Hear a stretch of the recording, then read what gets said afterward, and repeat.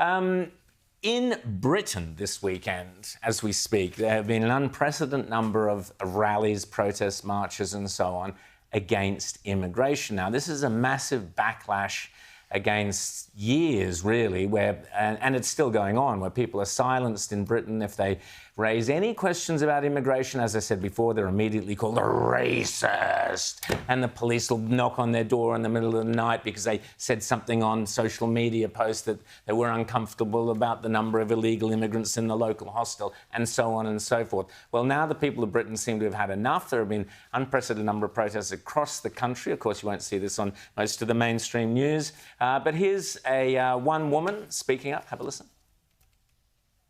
We are not far right. We are the mothers of Nuneaton, the mothers of England. We will no longer be silenced. Stop the rape of our children. Stop the rape of our children. That also, obviously, James, has echoes of the Rotherham scandal and so on. The Rotherham scandal, which is massive, and it still is reverberating today. You know, thousands of white girls raped by, mostly, it has to be said, Pakistani migrants. And the thing is that today you've got still boats coming every single day. And the thing that really galls people in the UK is, you know, it's not that they're anti-migrant. It's the fact that they see these migrants being snuck into their communities, put into hotels, put up, given, hotels, food, shelter, welfare, everything, while there's huge waiting lists for housing. There's a huge housing crisis in Britain. And, you know, there's every single day or week you hear stories about people who've just arrived and then committed some sort of allegedly unspeakable crime. And people are absolutely fed up. The Starmer government, Labour, in fact, all of official Britain now is absolutely terrified that the country is coming apart.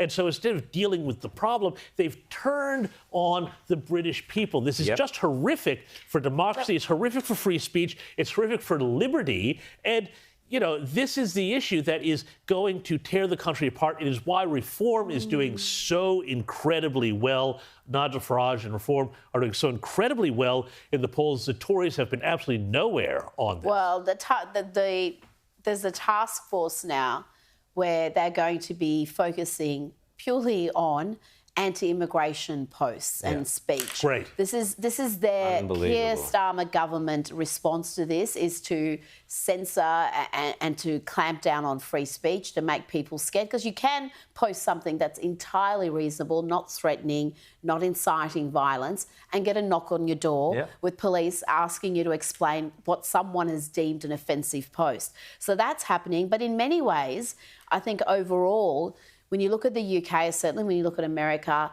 they are better off than we are because at least there is a debate. You do have Reform there, and they are, in certain opinion polls, leading. So if there was an election today, you could have Nigel Farage as the Prime Minister. So there is actually a mainstream political party now that is fighting for the views of these people. We actually don't have this in Australia right now, whether we're talking about net zero, whether we're talking about big Australia, big migration, whether we're talking about free speech and what's happening with the E-Safety Commissioner. We've got this uni-party arrangement that we saw throughout COVID as well, where... and I think in many ways we may look at the UK, we may look at the US and go look at the division, but the division reflects that there is actual real debate happening and you've got mainstream political forces so people can make a decision. That's what a democracy is supposed to be. And this isn't going to, you know, this situation where, you know, everybody says in Australia, oh, well, you know, we're not like America, we're not like Great Britain, you know, we do things differently, we do our politics differently in Australia. I don't think that that is going to hold for very much longer. You know, you look at regional Australia, you look at the way people are being absolutely torn apart in some of these communities by renewable energy. You look at the way people are doing it tough because of their energy bills. You look at all of the flow-on effects of this big Australia policy, and just a week or so ago, Labor announced, oh, well, we'll just bring in another extra 25,000 student visas here, just throw them into the mix. You know, we have such a massive number, more than any other country, of people who are simply here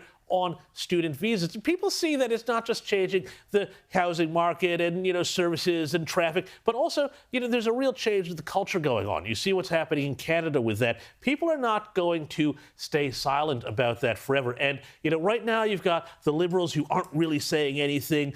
You've got some people in the Nats like Barnaby Joyce who are really firing up, particularly on net zero, which is great. But then, you will have some other groups that are going to start to coalesce and say to the Liberals, you have got to either get your act together on this stuff, because they don't know what they're doing about immigration, really. They just, they kind of let that student visa thing ride, and they've said, oh, well, we want to be more in touch with migrant communities. Maybe some of our rhetoric wasn't too helpful in the last election. And that's wishy-washy, and that's the way you keep losing. But that's also the way you do wind up with Farage or Trump-style politics here. And a lot of people are going to just welcome that because they want, as you say, Rowan, the debate. If you want to get in touch with migrant communities, a better way may be to tap into the aspirational nature of those communities, the fact that they want lower taxes, they want less regulation because they come here often with nothing and they can build enormous wealth within a generation if you just get out of their way. That's a way to get... And if you really want to get in touch with them, you would respect their belief system in the terms of they are often socially conservative. Give them a fight. Tell them their children aren't going to be indoctrinated in school with radical trans ideology, 100%. all sorts of other nonsense that's all over the curriculum.